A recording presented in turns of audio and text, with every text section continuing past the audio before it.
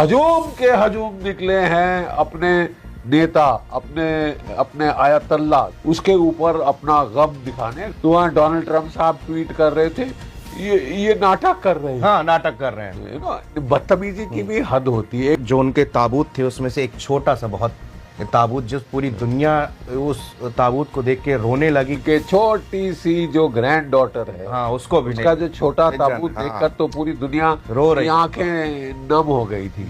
ये कुत्तापना, कमीनापन। और अभी भी बातचीत हो रही थी कि ये बॉम्ब करेंगे। हाँ हाँ, एग्जैक्टली। जबकि फ्यूनरल हो रहा है। तुम्हारे जैसा नीच कुत्ता हमने आज तक नहीं देखा। डोनाल्ड ट्रंप तो कभी गए नहीं, वो लड़ाई में नहीं गए। 5 टूर ऑफ ड्यूटी मिस कर दिए कि मेरी तबीयत नासाज है, ठीक है, और अब दुनिया को लड़ा रहे। तो ऐसा कमीना आदमी है कि ये तो नाचता रहता। अगर पूरी दुनिया का विनाश हो रहा होता और इसको मुनाफा हो रहा होता तो ये तो डांसिंग कर रहा होता। मारे जा रहे हैं, तुम मारो वो भी मारेगा। निहत्थे लोगों को मार के, छोटी छोटी बेटियां मार के बड़ा आनंद आ रहा है। आनंद तेरे ऐसी तैसी तेरी।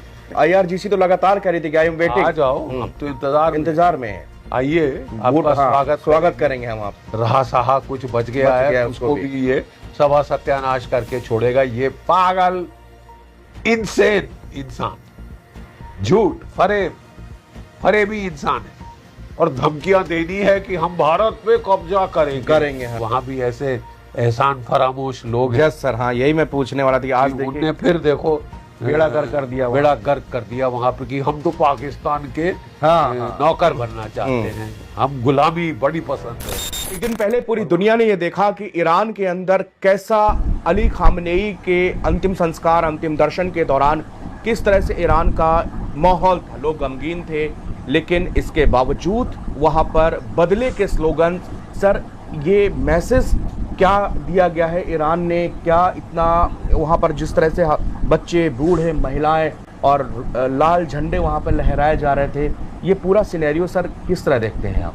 देखिए, जब ये लड़ाई शुरू हुई थी इस साल जनवरी के महीने में, इजराइल और अमेरिका का प्रोपेगेंडा था कि जो ईरान के लोग हैं वो परेशान हैं खुमैनी से, परेशान हैं अपनी सरकार से, और किसी भी दिन तख्ता पलट हो जाएगा। बस एक जो 10-15 बॉम्ब गिराने की जरूरत है और गुस्साए हुए लोग सड़कों पे हजूम निकलेंगे और इस सरकार का तख्ता पलट कर जाएगा। तो साहब, ये बकवास, महज बकवास था। उस वक्त भी लग रहा था और अब दुनिया को साफ विदित हो गया। हजूम के हजूम निकले हैं अपने नेता, अपने आयतल्ला, जो कि उनके पोप हैं, पोप के बराबर हैं। उनकी मौत पे, उनका जो मर्डर किया गया है, उनकी जो असैसिनेशन की गई है, उसके ऊपर अपना गम दिखाने गमगीन लोग हैं, रो रहे हैं, आंखों से आंसू झर रहे हैं। तो वहाँ डोनाल्ड ट्रंप साहब ट्वीट कर रहे थे, ये नाटक कर रहे हैं। हाँ, नाटक कर रहे हैं। बदतमीजी की भी हद होती है। एक तो तुम झूठ बोल रहे हो, फरेब, और मनगढ़ंत कहानियां आप बना रहे थे कि 48 घंटे में ईरान में तख्ता पलट हो जाएगा। अरे साहब, आज कोई 130 दिन से ज्यादा हो गए हैं और हमको तख्ता पलट के बजाय वहां पे लोगों की सॉलिडेरिटी दिख रही है। वहां पे लोगों की वफादारी दिख रही है अपने मुल्क के प्रति, अपने देश के प्रति, अपनी जाति के प्रति, अपनी सिविलाइजेशन के प्रति, और अपने पोप, उनके तो पोप है ना, आयतुल्ला, तो उसको मार के तो आपने पूरा देश इकट्ठा कर दिया है। कौन सा तख्ता पलट, कैसा तख्ता पलट, कहां तख्ता पलट? कहीं दिख रहा है आपको? किसी कोने से बकवास करते हैं। आप कौन होते हैं तख्ता पलटने वाले? आप कौन होते हैं फैसला करने वाले कि ईरान में किसका राज होगा, किसका नहीं होगा? जो वहां की जनता जनार्दन चाहेगी वही होगा। और ये मैसेज कल दे दिया गया। ये मैसेज तो कल क्या, वो तो हर रोज हजूम बढ़ रहा है। हाँ। क्योंकि आई थिंक 5 तारीख से कोई 4 तारीख से 9 तारीख तक, 4 तारीख से 9 तारीख तक का ये फ्यूनरल सेरेमनीज थी। और वो पूरा ईरान में घूमेंगे। वो तो इसको इस्तेमाल कर रहे हैं इस देश की एकता, इस देश की एकजुटता दिखाने के लिए, खासकर दुश्मन के लिए। और जो आक्रोश है वो सुनकर तो उनका तो दिल बैठ गया होगा डोनाल्ड ट्रंप साहब का। Death to Trump, death to America, death to Israel, ये सब चैंटिंग हो रही है वहां पे। तो आई थिंक ये एक प्रदर्शन है सॉलिडेरिटी का, जो कि बड़ा ज़रूरी था दुनिया को दिखाना कि सच का सच, दूध का दूध, पानी का पानी होगा। जी सर, उस जो उनके ताबूत थे उसमें से एक छोटा सा बहुत ताबूत, जिस पूरी दुनिया उस ताबूत को देख के रोने लगी, गमगीन की वो 14 महीने की बच्ची को मारा है यार, उतना छोटा सा उनकी 80 साल की बेगम को मार के तुम बड़े चौधरी बन रहे हो। उनके बेटे मार डाले, बहुएं मार डाली, उनके छोटी सी जो ग्रैंड डॉटर है, हाँ, उसको भी उसका जो छोटा ताबूत हाँ, देखकर तो पूरी दुनिया रो रही, आंखें नम हो गई थी। इसी ये कुत्तापना, कमीनापन। और अभी भी बातचीत हो रही थी कि ये बॉम्ब करेंगे, हाँ हाँ एग्जैक्टली, ये जबकि फ्यूनरल हो रहा है, एक लोगों का जनाजे के ऊपर भी तुम बम गिराओगे। तुम्हारे जैसा नीच कुत्ता हमने आज तक नहीं देखा। सही, लिटरली। क्योंकि और जिस समय भीड़ उमड़ी तो खुद ट्वीट करके कह रहे थे कि मैं चाहूं तो मिनटों में सब कुछ खत्म कर सकता हूं, मैं मिनटों में सब कुछ खत्म कर सकता हूं। अरे तुम करके तो देखो, तुमको लेने के देने पड़ जाएंगे, क्योंकि फिर तुम असली दुश्मनाई करोगे वहां के लोगों से, वहां की जनता से, वहां की। अब ये सरकारों का मामला नहीं रह गया। अब तो पूरा वहां जो देश है ईरान का, जो सभ्यता है ईरान की, अब वो आक्रोश में है। और आपको महंगा पड़ेगा, क्योंकि लड़ाई के मैदान में आप हावी नहीं हो पाए, उल्टा आप पिट गए। इसमें कोई दो टूक शब्द नहीं है। और कोई कर लो बॉम्बिंग, 40 दिन बॉम्बिंग करी ना, फिर बस हो गई और कुछ हासिल नहीं हुआ। और यही जीडी सर, आप शुरुआत से लगातार यही बात आप कहते रहे, आपकी एक प्रेडिक्शन कि ये गलती कर बैठे। देखिए, मैं जो प्रेडिक्शन की थी, कोई भावुक होकर नहीं करी, हाँ। कोई इमोशन के अंदर आके नहीं करी। मिलिट्री कैलकुलेशन ये कहती थी कि आज तक कोई एयर अलोन कैंपेन से कहीं सरकार का तख्ता पलट नहीं हुआ। उसके लिए आपको बूट्स ऑन द ग्राउंड डालने पड़ेंगे। अगर बूट्स ऑन द ग्राउंड डालने पड़ेंगे तो फिर सवाल आता है कितने। हाँ, तो उसके लिए हमको जाना पड़ता है कि पास्ट प्रेसिडेंट क्या है। पास्ट प्रेसिडेंट क्या है? जब आपने इराक पे 1991 में हमला किया था, 7.5 लाख सोल्जर्स अमेरिका, यूरोप के देशों को लगाने पड़े थे on the ground, boots on the ground. 7.5 lakh, 750,000। तो दूसरी बार जब गए 350,000, जबकि इराक काफी बमबारी 48 दिन करी थी पिछली बार, और बहुत कमजोर हो गया था इराक। तो उस हालत में भी आपने ब्राइब दी, जो 5 रिपब्लिकन गार्ड की जो सबसे अच्छी डिवीजन थी, उनको घूस खिलाई। अरे कि तुम अभी निकल जाओ, दाएं बाएं हो लो, बढ़ लो, जब हमारा राज होगा हम तुमको अच्छी तुम्हारी सेवा करेंगे। और अच्छा बेवकूफ बनाया, चार्ली बनाया, और जब उनका राज हो गया तो सबको निकाल दिया, और वो सब के सब आइसिस बन गए। ISIS, right.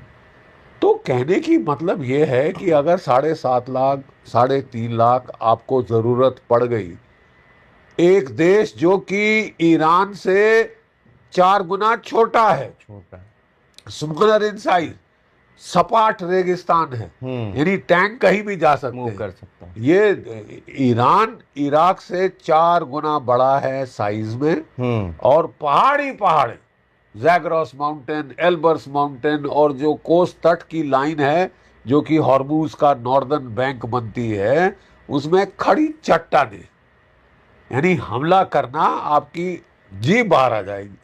और आपको कम से कम 1 मिलियन, 1 करोड़ के करीब ट्रूप्स की जरूरत होगी।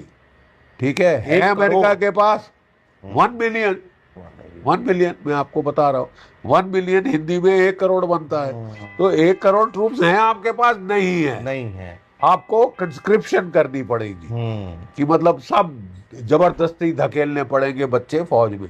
और तुम करके तो देखो, बगावत शुरू हो जाएगी। क्योंकि अमेरिका में बगावत हुई थी केवल इसलिए कि वियतनाम के टाइम, कि आपने कंस्क्रिप्शन करके पकड़ रहे हैं जो अमीरों के बच्चे हैं। डोनाल्ड ट्रंप तो कभी गए नहीं, वो लड़ाई में नहीं गए, 5 टूर ऑफ ड्यूटी मिस कर दिए कि मेरी तबीयत नासाज है। ठीक है, और अब दुनिया को लड़ा रहे हैं, अब और अमेरिकनों को लड़ा रहे हैं कि ईरान में जाके मरो। अरे तुमने 19 साल दिए थे और प्रेसिडेंट्स को वियतनाम में लड़ने के, तो मेरे को तो 4 महीने भी नहीं दिए। तो ये देखिए, ये शख्स जो कि अपने कैंपेन ट्रेल में सरासर झूठ बोल रहा था कि साहब मेरे टाइम में मैं सब लड़ाइयां बंद कर सब दूंगा, बंद कर दूंगा। हाँ। No forever wars, no never ending conflicts. तो किया क्या है तेने? 7 जगह तो हमले किए हैं। हमने कर दी। और अभी अभी कह रहा है कि जहां ईरान खत्म होगा मैं क्यूबा पे चढ़ाई क्यूबा करूंगा, पे चढ़ाई करूंगा, मैं कोलंबिया पे चढ़ाई करूंगा, मैं ग्रीनलैंड के ऊपर हमला करूंगा, मैं कनाडा को 51st स्टेट स्टेट वन बनाऊंगा। अब साहब ये पागलपने के दौरे नहीं तो और क्या है। और दुनिया सहे तुम्हारा पागलपना। तुमने दुनिया की इकोनॉमी का भट्टा बिठा दिया है, सवा सत्यानाश कर दिया। तभी इसके जो ऑयल एक्सपर्ट्स थे उन्होंने बोला साहब रहने दो, बस करो। जो हमारे स्ट्रेटेजिक पेट्रोलियम रिजर्व हैं, तेल की कीमतें ज़्यादा ना चढ़ें, इसके लिए हमने उसमें से खर्चा किया है। अब वो भरपाई करनी पड़ेगी ना, वो डालना पड़ेगा वापस स्ट्रेटेजिक रिजर्व में। अगर सारी दुनिया के स्ट्रेटेजिक पेट्रोलियम रिजर्व खत्म हो रहे हैं तो इसका मतलब अब होड़ लगेगी तेल खरीद के, पहले तो उनको रिप्लेनिश करा। ठीक है। और इसका मतलब तेल की कीमतें अभी और चढ़ सकती हैं, लड़ाई खत्म हो या ना हो, और चढ़ जाएंगी। और अगर लड़ाई चलती रही जैसा कि ये बेवकूफ आदमी कर रहा है, हाँ, हर रोज ऐसी बयानबाजी कर ही रहे हैं लगातार, $200 प्रति बैरल बन के आ जाए, फिर तो जो रही सही भी दुनिया की इकोनॉमी में कुछ स्कोप था रिकवरी का, वो भी बेड़ा गर्क हो जाए। ये इस आदमी की उपलब्धि है कि पूरी दुनिया शामिल अपने देश, बिल्कुल। क्योंकि ये तो ऐसा कमीना आदमी है कि ये तो नाचता रहता। अगर पूरी दुनिया का विनाश हो रहा होता, हाँ, और इसको मुनाफा हो रहा होता तो ये तो डांसिंग कर रहा होता अपने लेकिन अब इनकी मिड टर्म इलेक्शन है। मिड टर्म इलेक्शन के दौरान तेल की कीमतें चढ़ी जा रही हैं। लड़ाई के पहले $2 प्रति गैलन थी, आज के दिन $5 और $6 प्रति गैलन पे आ गई। हाँ सर, मैं ये कि इस्लामाबाद टॉक में हम कितना भरोसा इस बात पे कर सकते हैं कि जबकि लगातार ये ट्रम्प ने आज फिर कल फिर जो है बोला है कि अगर जल्दी से जल्दी जो है डील करो, वरना अब मैं सत्यानाश कर दूंगा तुम्हारा, ये मेरी लास्ट वार्निंग है। अरे ये लास्ट वार्निंग देता रहे, कुछ करता रहे। 40 दिन बॉम्बिंग करके क्या हासिल किया? उनके सारी drone factory, missile factory underground है, उसे कख नहीं हुआ। वो बरकरार है, वो मारे जा रहे हैं। तुम मारो, वो भी मारेगा। एक तरफा नहीं होगा ना तमाशा कि तुम मारो, बड़ा मजा आ रहा है, निहत्थे लोगों को मार के, छोटी छोटी बेटियां मार के बड़ा आनंद आ रहा है। आनंद है ऐसी तैसी तेरी, तुम्हारे भी तो जो इनके बेसों के परखच्चे उड़ा दिए उसके। इजराइल की हालत खस्ता कर दी, ठीक है। गल्फ और बोल दिया है कि तुम हमारे तेल को हाथ लगा के देखो, पूरी गल्फ का तेल जला दे और दुनिया को भुगतना पड़ेगा। So what are you trying? अब कर क्या रहे हो? वो कहते हैं ना कि madness is doing the same thing over and over again and expecting different results. वही करे जाओ, तुम्हारा बॉम्बिंग है। तुम्हें पहले दिन हम लोगों ने, मिलिट्री एक्सपर्ट्स ने कह दिया था, बॉम्बिंग से सिर सुहा नहीं होगा। बिल्कुल सर, ठीक है। आपको बूट्स ऑन द ग्राउंड डालने पड़ेंगे। है हिम्मत तो डाल के दिखा। IRGC तो लगातार कह रही थी कि आई एम वेटिंग, आ जाओ, हम तो इंतजार में है। आइए, आपका स्वागत करेंगे हम आपका। अच्छे खासे बॉडी बैग्स जाएंगे तो लेने के देने पड़ जाएंगे डोनाल्ड ट्रंप को। वहां के लोग भी परेशान हो चुके हैं इसके नाटक से। तो अब सर ये नवंबर तक का ही लग रहा है कि जो मिड टर्म इलेक्शन है, इस कारण से केवल ये सब ड्रामेबाजी रोकी गई है कि फिर से जब इलेक्शन एक बार मिड टर्म हो जाएंगे तो ये दोनों फिर इसके ऊपर हावी होंगे, कुछ ऐसा भी है उम्मीद? हावी होने की कोशिश फिर अच्छा, तमाशा फिर करेंगे और दुनिया की इकोनॉमी को जो रहा सहा कुछ बच गया है उसको भी ये सभा सत्यानाश करके छोड़ेगा। ये पागल इनसेन इंसान। सर, मिडिल ईस्ट में अब के जो हालात हैं, ईरान बहुत मजबूती के साथ चूंकि जंग लड़के और उसने अपने आप को दिखा दिया है, तो सर अब ये इस पूरे रीजन का असली बॉस कौन कहलाएगा? सऊदी अरब, अलग तुर्की, ये सबों को अगर हम कंट्रीज को देखें तो इराक क्या लगता है आपको? प्रोफेसर रॉबर्ट पेप ओके। प्रोफेसर मीयरशाइमर, प्रोफेसर जेफरी सैक्स, जो जियोपॉलिटिक्स के बड़े बड़े पंडित हैं अमेरिका के अंदर, वो सब ने कहा है कि साहब असलियत ये है कि इस लड़ाई में ईरान जीत गया है और वो एक महाशक्ति के रूप में, लोकल महाशक्ति के रूप में, रीजनल पावर के रूप में उभर कर आ गया है। वो तो रीजनल पावर क्या, वो तो कह रहे हैं ग्लोबल पावर के रूप में उभर कर आया है, क्योंकि लड़ाई के पहले हॉर्मुज़ की स्ट्रेट खुली थी। ये थी आज की वीडियो। मैं आइंदा भी इसी तरह भारतीय मीडिया के बयानात और उनके पाकिस्तान के मुतालिक तज्ज़िये और तबसरे लाता रहूँगा, और वो वीडियोस जो आम मीडिया पर पब्लिश नहीं की जाती मैं वो ढूंढता हूँ और उनको आप तक लाने का काम करता रहूँगा। ख़ासकर इंडियन मीडिया के पाकिस्तान के मुतालिक जियोपॉलिटिकल, जियो स्ट्रेटजिक और डिप्लोमेटिक फ्रंट्स पर जो भी डिस्कशन होती है, मैं कोशिश करूँगा कि वो आप तक बिना किसी फ़िल्टर के लेकर आता रहूँ। और अगर आप ये सब कुछ देखना चाहते हैं और भारतीय मीडिया के रिएक्शंस को और उनके पाकिस्तान के मुतालिक तज्ज़िये और तबसरों को सुनना चाहते हैं, तो आप मेरा चैनल फॉलो कर सकते हैं, क्योंकि यहाँ आपको सिर्फ ख़बरें नहीं या सिर्फ़ और सिर्फ रिएक्शन नहीं, बल्कि तमाम कंट्रोवर्शियल और ट्रेंडिंग वीडियोस मिलेगी, वो भी एक अलग अंदाज में।